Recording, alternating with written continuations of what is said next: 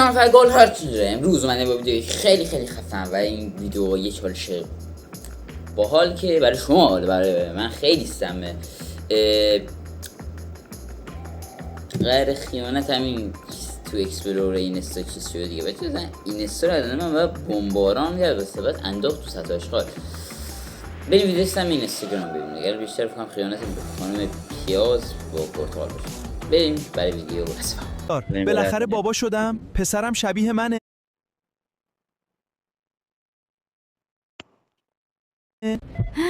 این چیه؟ چرا این بچه انحنا داره؟ چرا اینقدر زرده؟ خانم پیاز من پرتغالم، تو پیاز.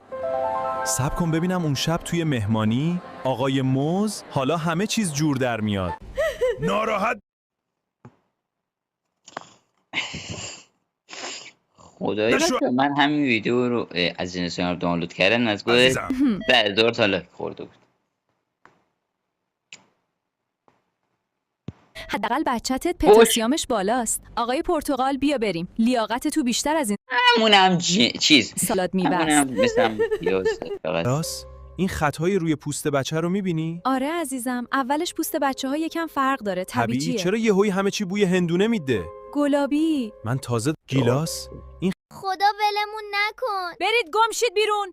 عروس چقدر قشنگه ماشاءالله، به چشم و ابرو شله ایشالله بدبخت. یعنی هوش مصنوعی یه جوری ترو همزمان زده به زبان فارسی.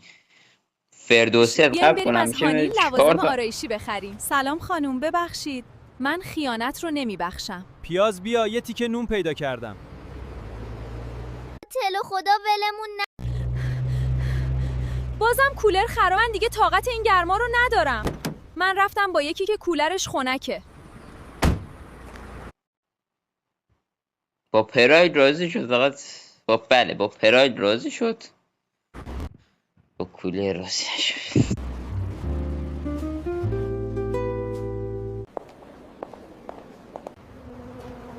استا مهدی دستم به دامنت آی ببخشید مگه ماشینش پراید نبود؟ بهم خیانت پیکان کنه به دادم برر ندارم. باشه نگران نباش، الان کولر رو ردیف میکنم. اوهو عزیزم چون کولر درست شد برگشتم. دمت گرم استا مهدی. شب بیا بشینیم. شب بیا خیلی بد گفت. حالا رفتی دوست منم حامله کردی. برو لوله ها اب میوه گیری تو حداقل ببند. عجب لوله چیستم.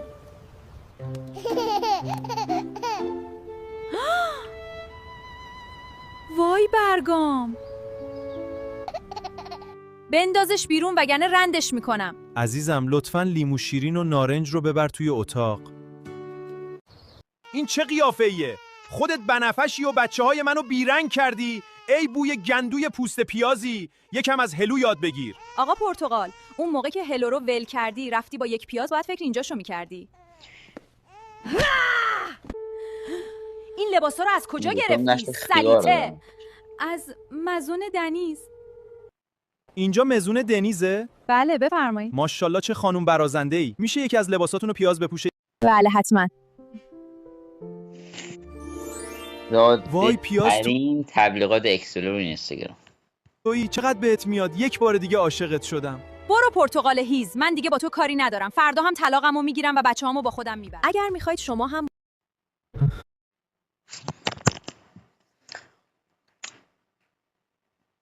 الان خانم پرستار بالاخره بابا شدم، پسرم شبیه منه. امیدوارم که شبیه نداشت. فقط این چیه؟ چرا این بچه انحنا داره؟ چرا اینقدر زرده؟ خانم پیاز من پرتغالم، تو پیاز. صبر کن ببینم اون شب توی مهمانی آقای موز حالا همه چیز جور در میاد. ناراحت نشو عزیزم. حداقل بچتت پتاسیمش بالاست. آره آقای پرتغال بیا بالشم. بریم. لیاقت تو بیشتر از این سالاد میبست. راست این خطهای روی پوست بچه رو میبینی؟ آره عزیزم، اولش پوست بچه ها یکم فرق داره، طبیعیه. چرا یهویی همه چی بوی هندونه میده؟ گلابی. من تازه گیلاس خدا آقا